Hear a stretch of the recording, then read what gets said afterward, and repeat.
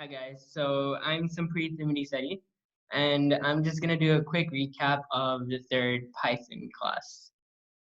Um, yeah.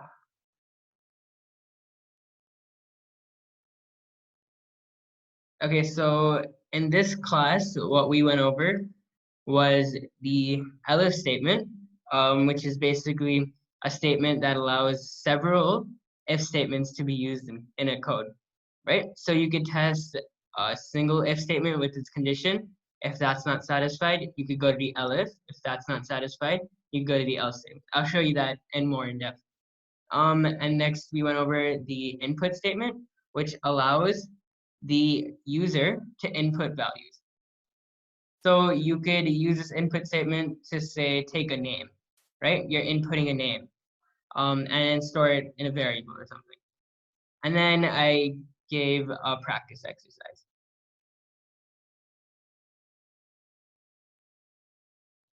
Okay, so first the input. The way this works is you put the variable, and then you put the assignment operator, and then you put the input command.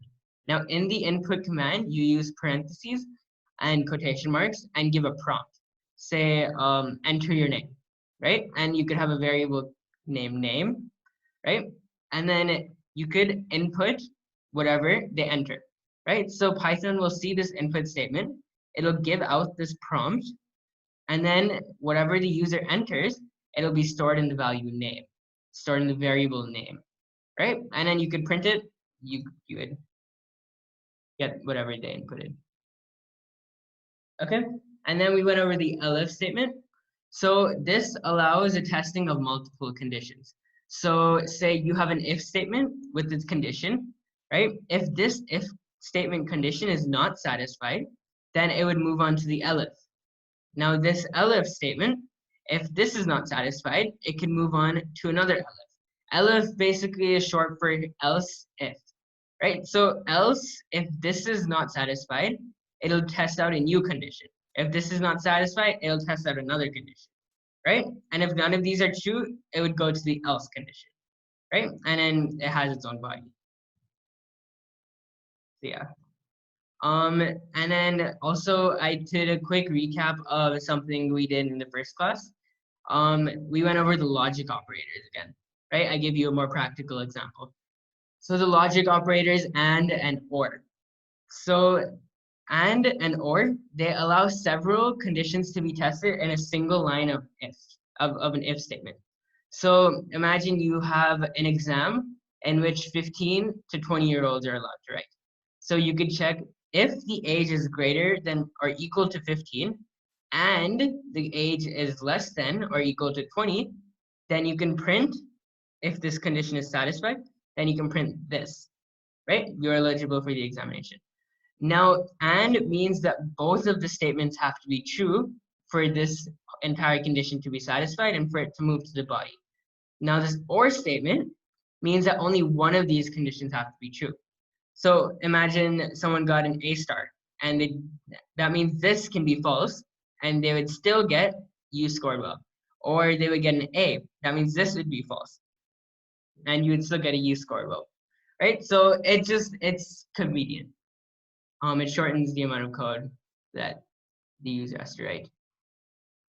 Okay, so next we went over a quick exercise.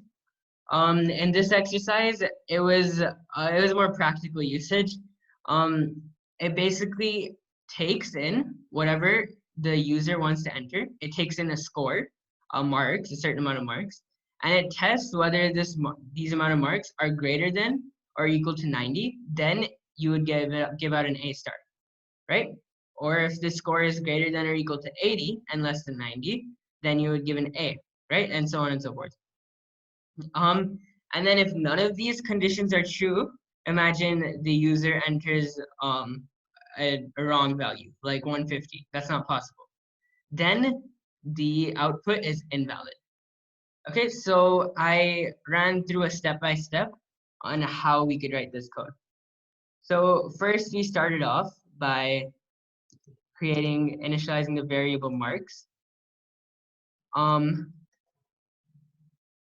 by inputting with a prompt. So enter your marks.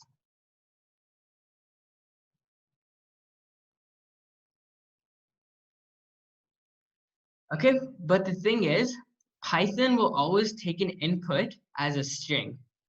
That's why it's important that you initialize the marks variable with an integer, right? Because it's going to be a number, and integers are taking in whole numbers, right? So because it's going to be a whole number, you always have to surround it with int, because marks is going to be a certain amount of marks, right?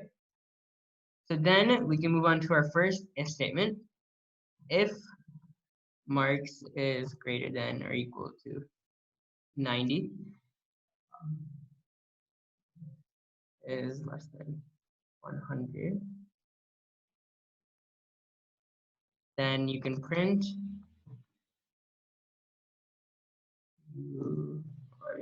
start.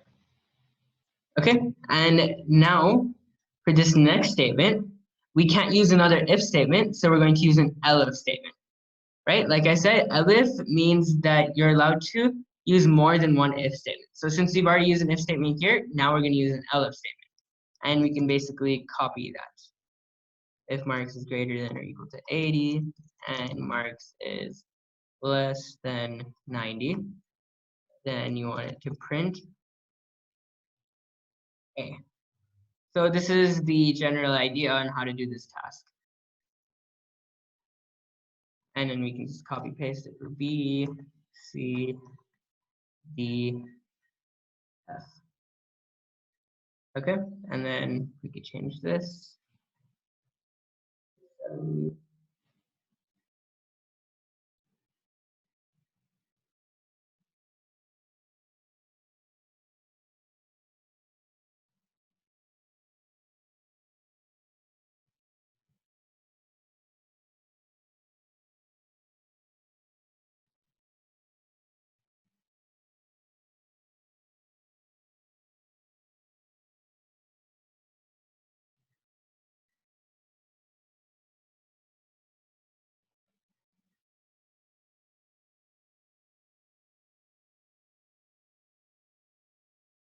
And then we can change the grades.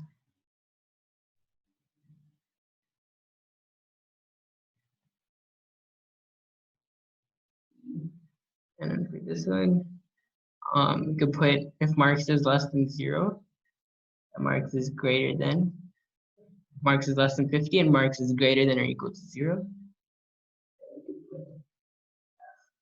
Now, if none of these conditions are satisfied, that means the user did not enter a valid number. Say they entered a negative value, right? A negative integer, or a number greater than 100. And since that's not allowed, you'd use this else statement and say, please enter a valid number. Okay. Now we could run this statement on this code.